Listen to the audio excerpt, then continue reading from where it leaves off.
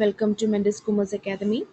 ഇന്നത്തെ ക്ലാസ്സിൽ നമ്മൾ ഡിസ്കസ് ചെയ്യാൻ പോകുന്നത് അക്ഷര കൈരളി മാതൃകാ ചോദ്യ പേപ്പറിൽ വന്നിട്ടുള്ള അക്കൗണ്ടൻസിയിലെ കുറച്ച് ക്വസ്റ്റ്യൻസ് ആൻഡ് ആൻസേഴ്സ് ആണ്. നമുക്ക് നോക്കാം. അക്കൗണ്ടിങ്ങിൻ്റെ ഏതെങ്കിലും രണ്ട് ഉപശാഖകളുടെ പേരെഴുതുക എന്ന് പറഞ്ഞിട്ടുണ്ട്. 2 മാർക്കിൻ്റെ ചോദ്യമാണ്. അപ്പോൾ അതെന്താ ആൻസർ നോക്കാം. അക്കൗണ്ടിങ്ങിൻ്റെ ഉപശാഖകൾ എന്ന് പറയുന്നത്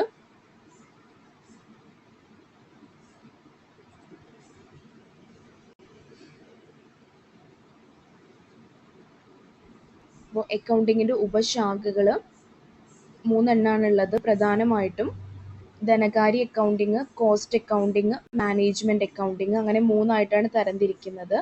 ഫിനാൻഷ്യൽ അക്കൗണ്ടിങ് എന്ന് വെച്ചിട്ടുണ്ടെങ്കിൽ നമ്മളിപ്പോൾ പഠിക്കുന്നത് ഒരു ബിസിനസ്സുമായി ബന്ധപ്പെട്ടിട്ടുള്ള സാമ്പത്തിക ഇടപാടുകളുടെ ഒരു ചുരുക്കം. അതിൻ്റെ ആദ്യം എന്ത് ചെയ്യുന്നു, ട്രാൻസാക്ഷൻസ് ഒക്കെ ഒരുമിച്ച് എഴുതുന്നു, സംഗ്രഹം.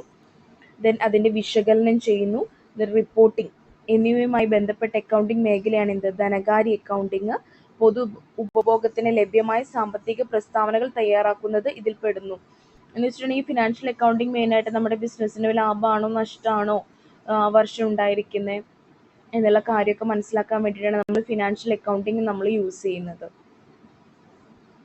നമ്മുടെ ബിസിനസ്സിൽ നടക്കുന്ന ട്രാൻസാക്ഷൻസ് ഒക്കെ ഒരുമിച്ച് എഴുതുക, നമ്മുടെ ജേണൽ, പിന്നെ അതിനെ തരംതിരിക്കുക, ലെഡ്ജർ, അതുപയോഗിച്ച് നമ്മുടെ ട്രയൽ ബാലൻസ്, നമ്മുടെ ഫിനാൻഷ്യൽ സ്റ്റേറ്റ്മെൻറ്റ് പ്രിപ്പയർ ചെയ്യുക.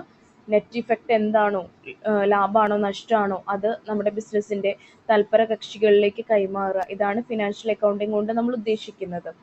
ദെൻ കോസ്റ്റ് അക്കൗണ്ടിങ്, ആ പേരിൽ തന്നെ കിട്ടും കോസ്റ്റ്.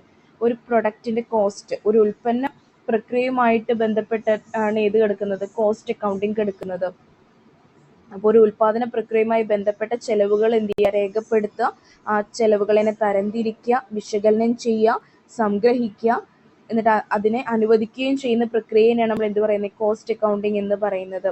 മാനേജ്മെന്റ് തീരുമാനങ്ങൾ എടുക്കുന്നതിനാവശ്യമായിട്ടുള്ള ചെലവ് സംബന്ധമായ വിവരങ്ങൾ നൽകുകയും ചെലവ് നിയന്ത്രിക്കുന്നതിനെ സഹായിക്കുകയും ചെയ്യുന്നു. കോസ്റ്റ് അക്കൗണ്ടിങ്ങിന്റെ മെയിൻ ലക്ഷ്യം കോസ്റ്റ് എത്രയാണെന്ന് നമ്മൾ തീരുമാനിക്കുക, കോസ്റ്റ് അസർട്ടൈൻമെന്റ്, പിന്നെ കോസ്റ്റ് കൺട്രോൾ ആണ്. കോസ്റ്റിനെ നമ്മൾ എന്ത് ചെയ്യണം, മാക്സിമം കൺട്രോൾ ചെയ്യണം. ഒരുപാട് കോസ്റ്റ് ആയി കഴിഞ്ഞാൽ ആ ഒരു പ്രൊഡക്റ്റിന്റെ മുകളിൽ നമുക്ക് എന്ത് കിട്ടില്ല, ലാഭം കിട്ടില്ല. അപ്പോൾ കോസ്റ്റ് കൺട്രോളിങ് എന്നത് ആണ് നമ്മളതിൽ ഉദ്ദേശിക്കുന്നത്. കോസ്റ്റ് അക്കൗണ്ടിങ് ഒരു ഉൽപാദന പ്രക്രിയയിൽ വരുന്ന ചിലവുകൾ, ഒരു പ്രൊഡക്റ്റിന്റെ ചിലവ്, അത് നിയന്ത്രിക്കാൻ ആവശ്യമായിട്ടുള്ള കാര്യങ്ങൾ, ഒരു പ്രൊഡക്റ്റിന്റെ മാക്സിമം വരാവുന്ന കോസ്റ്റ് തീരുമാനിക്കുക. ഇത്രയും കാര്യങ്ങളാണ് കോസ്റ്റ് അക്കൗണ്ടിങ്ങിൽ വരുന്നത്. നെക്സ്റ്റ് വരുന്നതാണ് മാനേജ്മെന്റ് അക്കൗണ്ടിങ്. മാനേജ്മെന്റ്, അപ്പോൾ അവിടെ എന്താ വരുന്നുണ്ടാവുക, തീരുമാനങ്ങൾ എടുക്കുക.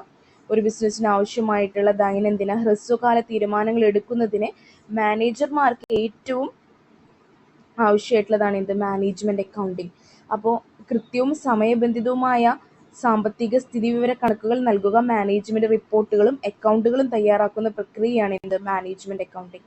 നമ്മുടെ ബിസിനസ്സിന് ആവശ്യമായിട്ടുള്ള തീരുമാനങ്ങൾ എടുക്കാൻ വേണ്ടിയിട്ട് നമ്മുടെ ഓൾറെഡി പ്രിപ്പയർ ചെയ്ത് വെച്ചിരിക്കുന്ന ഫിനാൻഷ്യൽ സ്റ്റേറ്റ്മെന്റുകളെയൊക്കെ നമ്മൾ അനലൈസ് ചെയ്യുന്നു, പല പല നിഗമനങ്ങളിൽ എത്തുന്നു, അതിൻ്റെ ഒരു ചുരുക്കം കണ്ടുപിടിക്കുന്നു, എന്നിട്ട് എന്ത് ചെയ്യുന്നു, കമ്പയർ ചെയ്തിട്ടൊക്കെ നമ്മൾ എന്ത് ചെയ്യുന്നു, ഓരോ തീരുമാനങ്ങളെക്കുറിച്ച് നമ്മൾ ബിസിനസിന്റെ ഓരോ പ്രവർത്തനങ്ങളെക്കുറിച്ചും തീരുമാനങ്ങൾ എടുക്കുന്നതാണ് ഇത് മാനേജ്മെന്റ് അക്കൗണ്ടിങ്. മാനേജേഴ്സിനെ ഹെൽപ്പ് ചെയ്യുന്നതാണ് ഇത് മാനേജ്മെന്റ് അക്കൗണ്ടിങ്. എന്തിനു വേണ്ടിയിട്ട്, നമ്മുടെ ബിസിനസിന്റെ ഇമ്പോർട്ടൻറ്റ് ഫാക്ടേഴ്സിൽ തീരുമാനങ്ങൾ എടുക്കുന്നതിന്.